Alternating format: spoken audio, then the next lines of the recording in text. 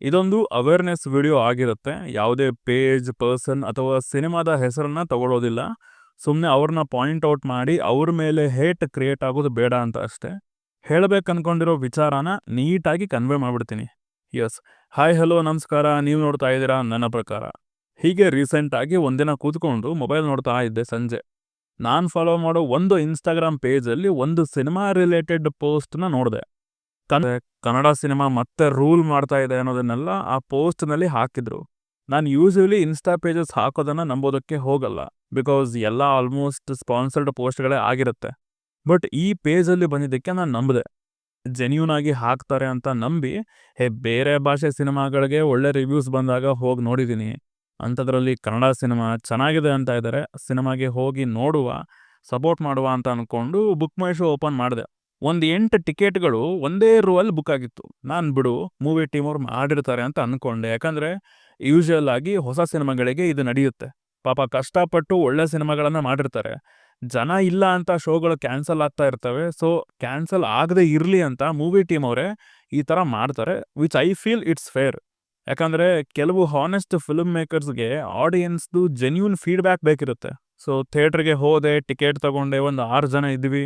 ನಾನು, ನನ್ನ ಫ್ರೆಂಡು, ಆಮೇಲೆ ಒಂದು ಹುಡುಗಿ, ಒಬ್ಬರು ಅಂಕಲ್ಲು, ಇನ್ನೊಬ್ರು ಹುಡುಗ. ಸರಿ, ಸಿನಿಮಾ ಶುರುವಾಯಿತು. ನೋಡ್ತಾ ಇದ್ದೀನಿ. ಅಷ್ಟು ಇಂಟ್ರೆಸ್ಟಿಂಗ್ ಅನ್ನಿಸ್ತಿಲ್ಲ. ಟ್ರೀಟ್ಮೆಂಟ್ ಕೂಡ ತುಂಬ ರುಟೀನ್ ಆಗಿತ್ತು, ತುಂಬ ಬ್ಯಾಡ್ ಆಗಿತ್ತು. ನಾನು ಆಲ್ರೆಡಿ ಸಿನಿಮಾದಿಂದ ಡಿಸ್ಕನೆಕ್ಟ್ ಆಗೋಗಿದ್ದೆ. ಹಾಗೆ ಒಂದು ಅರ್ಧ ಗಂಟೆ ಆಯಿತು. ಒಂದು 7ರಿಂದ 8 ಜನದ ಗ್ಯಾಂಗ್ ಬಂತು ನಮ್ಮ ಎದುರುಗಡೆ. ಕುತ್ಕೊಂಡ್ರು ಅವ್ರು ಬಂದು. ಆಮೇಲೆ ಒಬ್ಳು ಹುಡುಗಿ ಬಂದಳು, ಅವಳು ಮೊಬೈಲ್ ನೋಡ್ಕೊಂಡು ಕುತ್ಕೊಂಡ್ಳು. ಆಮೇಲೆ ಒಂದು ಫ್ಯಾಮಿಲಿ ಬಂದರು. ಸೊ ಸಿನಿಮಾ ನೋಡ್ಕೊಂಡು ಕುತ್ಕೊಂಡಿದ್ವಿ. ಸೊ ಸಿನಿಮಾ ನೋಡ್ತಾ ಇದ್ದೆ. ಇಂಟರ್ವಲ್ಗಿಂತ ಮುಂಚೆ ನಾವು ಬಂದಾಗ ಬಂದಿದ್ದು ಹುಡುಗ ಎದ್ದು ಹೋದ. ನಾವು ಹೋಗೋಣ ಅಂತ ಅಂದ್ಕೊಂಡ್ವಿ, ಬಟ್ ಟಿಕೆಟ್ಗೆ ದುಡ್ಡು ಕೊಟ್ಟಿದ್ದೀವಿ, ಅಟ್ಲೀಸ್ಟ್ ಸೆಕೆಂಡ್ ಹಾಫ್ ಚೆನ್ನಾಗಿರ್ಬೋದು, ನೋಡೋಣ ಅಂತ ಕುತ್ಕೊಂಡ್ವಿ. ಇಂಟರ್ವಲ್ ಬಂತು, ಎದ್ದು ಹೊರಗಡೆ ಹೋಗಿದ್ವಿ. ನನ್ನ ಮುಂದೆ ಇದ್ದಿದ್ದು 8 ಜನ ಗ್ಯಾಂಗು ಹೊರಗೆ ಬಂದರು. ಅವ್ರು ನೋಡಿದರೆ ನಾರ್ತ್ ಇಂಡಿಯನ್ಸು. ನಾನು ಏನು ಈ ಲೆವೆಲ್ಗೆ ರೀಚ್ ಸಿಕ್ಕಿದೆಯಾ ಫಿಲಮ್ಗೆ, ಅಷ್ಟು ಚೆನ್ನಾಗಿದೆಯಾ, ಏನು ಕತೆ ಅಂತ ನನಗೆ ಡೌಟ್ ಬಂತು. ಸೊ ದೆನ್ ಸಿನಿಮಾ ಶುರು ಆಯಿತು. ಸೆಕೆಂಡ್ ಹಾಫಲ್ಲೂ ಅದೇ ಹಣೆ ಬರಹ. ಅಷ್ಟೇನು ವರ್ಕ್ ಆಗಲಿಲ್ಲ ನನಗೆ ಸಿನಿಮಾ. ಮುಗಿಯೋಕ್ಕೆ ಮುಂಚೆ ಒಂದು 3 ಜನ ಎದ್ದು ಹೋದರು. ಸಿನಿಮಾ ಮುಗಿದ್ಮೇಲೆ ನಮ್ಮ ಮುಂದೆ ಕುಂತವರು ನಮ್ಮ ಮಕ್ಕ ನೋಡ್ಕೊಂಡು ಎದ್ದು ಹೋದರು. ನಾನು ಹೊರಗೆ ಬಂದೆ, ನೋಡಿದೆ ಎಲ್ಲರೂ ದೇವ್ರು ನಿಂತಿದ್ರು. ಕ್ಯಾ ನಾಮು ಗೀಮು ಅಂತ ಅಂದ್ಕೊಂಡು. ಅಂದರೆ ಸಿನಿಮಾ ಹೆಸರು ಏನು ನನಗೆ ಗೊತ್ತಿಲ್ಲ, ನೀನು ಹೋಗು, ನೀನು ಮುಂದೆ ಹೋಗು ಅಂತ ಅಂತಿದ್ರು. ನಾನೇ ಸರ್ಕಳ್ರ ಅಂತಂದು ಹೋಗಿ ನೋಡ್ತೀನಿ, ಕೆಳಗೆ ಮೈಕ್ ಹಿಡ್ಕೊಂಡು ನಿಂತಿದ್ರು. ಒಬ್ಬರು ಅಂಕಲ್ಲು ರಿವ್ಯೂ ಕೊಡ್ತಾ ಇದ್ರು ಅವರಿಗೆ. ಆಮೇಲೆ ಗೊತ್ತಾಗಿದ್ದು ನನಗೆ, ಆ 7ರಿಂದ 8 ಟಿಕೆಟ್ ಬುಕ್ ಆಗಿದ್ದು ಯಾರಿಗೆ, ಸಿನಿಮಾ ಶುರುವಾಗಿ ಅರ್ಧ ಗಂಟೆ ಆದಮೇಲೆ ಬಂದವ್ರು ಯಾರು ಅಂತೆಲ್ಲ. ನಮ್ಮಲ್ಲೂ ಥಿಯೇಟ್ರ್ ಫಿಲ್ಲಿಂಗ್ ಚೆನ್ನಾಗೇ ನಡೀತಾ ಇದೆ. ಇದೆಲ್ಲ ಆಗ್ತವೆ ಅಂತ ಗೊತ್ತಿತ್ತು, ಬಟ್ ನನಗೆ ಪರ್ಸ್ನಲಿ ಎಕ್ಸ್ಪೀರಿಯನ್ಸ್ ಆಗಿರಲಿಲ್ಲ. ನಾನು ಹೆವಿ ಫ್ರಸ್ಟ್ರೇಟ್ ಆಗೋಗಿದ್ದೆ. ನಕ್ಕನ್ ಫಿಲ್ಮ್ ಬೇರೆ ಚೆನ್ನಾಗಿಲ್ಲ, ಅಂಥದ್ರಲ್ಲಿ ಇನ್ಸ್ಟಾ ಪೇಜನ್ನು ಯಾಕೆ ಈ ಥರ ಹಾಕ್ದ ಅಂತ. ಸೊ ಐ ಟೆಕ್ಸ್ಟೆಡ್ ಹಿಮ್, ಕೇಳಿದೆ, ಗುರು ಸ್ಪಾನ್ಸರ್ಡಾ ಏನು ಅಂತ. ಅವನು ಅದಕ್ಕೆ ಹ್ಞೂ ಅಂದ. ನಾನು ಅದಕ್ಕೆ ಹೇಳಿದೆ, ಅಪ್ಪಿ ಅಟ್ಲೀಸ್ಟು ಅದನ್ನು ಹಾಕು ಕ್ಯಾಪ್ಷನಲ್ಲಿ, ಸ್ಪಾನ್ಸರ್ಡು ಅಥವಾ ಪೇಯ್ಡ್ ಪ್ರಮೋಷನ್ನು ಅಂತ. ಜೆನ್ಯೂನ್ ಪೇಜ್ ಅಂತ ಫಾಲೋ ಮಾಡ್ತೀವಿ, ಬಟ್ ಈ ಥರ ಎಲ್ಲ ಮಾಡಿದ್ರೆ ನಿಮ್ಮ ಕ್ರೆಡಿಬಿಲಿಟಿ ಹಾಳಾಗುತ್ತೆ. ಇನ್ಮೇಲೆ ನಾನಂತೂ ಫಾಲೋ ಮಾಡೋದಿಲ್ಲ ಇದನ್ನೆಲ್ಲ ಅಂತ ಹೇಳಿದೆ. ಆ್ಯಸ್ ಅ ಕ್ರಿಯೇಟರ್ ನನಗೂ ಅರ್ಥ ಆಗುತ್ತೆ, ಪ್ರಮೋಷನ್ಸಿಂದ ದುಡ್ಡು ಬರುತ್ತೆ, ಕನ್ನಡದಲ್ಲಿ ಸದ್ಯಕ್ಕೆ ಪ್ರಮೋಷನ್ಸ್ ಬರೋದೇ ಇಂಥದ್ದು ಅಂತ. ಬಟ್ ಅದರಿಂದ ಮೋಸ ಆಗಿದ್ದು ನನಗೆ. ₹400 ಡಮಾರ್. ನಂದೇ ತಪ್ಪು. ಅಲ್ಟಿಮೇಟ್ ಡಿಸಿಷನ್ ನಾನೇ ತಗೊಂಡಿದ್ದು, ಬಟ್ ನನ್ನ ಇನ್ಫ್ಲೂಯೆನ್ಸ್ ಮಾಡಿದ್ದು ಆ ಒಂದು ಪೋಸ್ಟ್. ಆ್ಯಂಡ್ ಇನ್ನು ಮುಂದೆ ಈ ತಪ್ಪು ಮಾಡಲ್ಲ.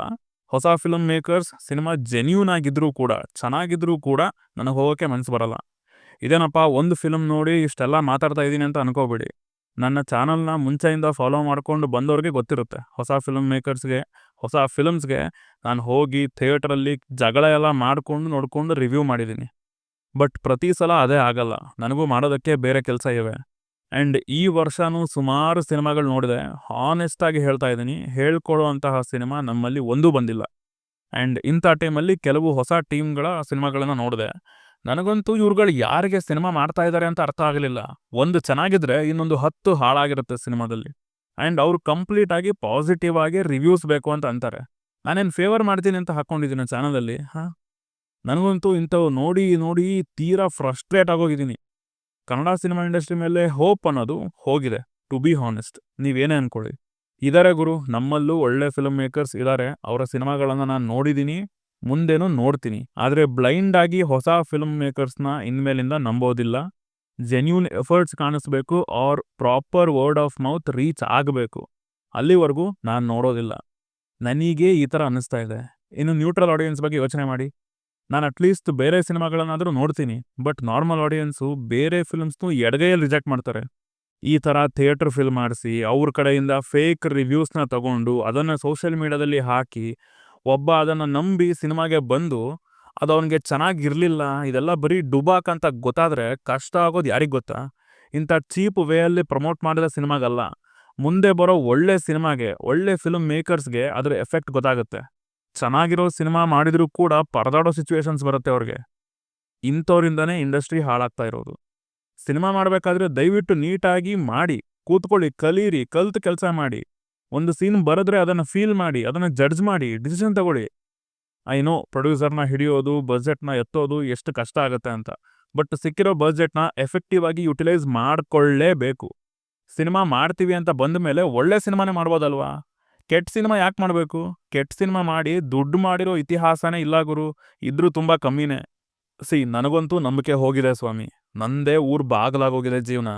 ಥಿಯೇಟ್ರ್ನಲ್ಲೂ ಕೆಟ್ಟ ಸಿನಿಮಾಗಳನ್ನು, ಒಳ್ಳೆ ಎಕ್ಸ್ಪೀರಿಯನ್ಸ್ನ ಕೊಡದೇ ಇರೋ ಸಿನಿಮಾಗಳನ್ನು ನೋಡೋದಕ್ಕೆ ನನಗಾಗಲ್ಲ. ನೆಕ್ಸ್ಟ್ ನಾನು ಥಿಯೇಟ್ರಲ್ಲಿ ನೋಡೋ ಕನ್ನಡ ಸಿನಿಮಾ ಬಂದು ಅಜ್ಞಾತವಾಸಿ, ವಿದ್ಯಾಪತಿ ಆ್ಯಂಡ್ ಫೈರ್ಫ್ಲೈ. ಈ ಫಿಲ್ಮ್ ಮೇಕರ್ಸ್ಗಳ ಮೇಲೆ ನಂಬಿಕೆ ಇದೆ. ಅವ್ರು ಬಿಟ್ಟಿರೋ ಪ್ರಮೋಷನಲ್ ಕಂಟೆಂಟ್ ಸಿನಿಮಾ ನೋಡಬೇಕು ಅನ್ನೋ ಒಂದು ಫೀಲ್ನ ಬರ್ಸಿದೆ.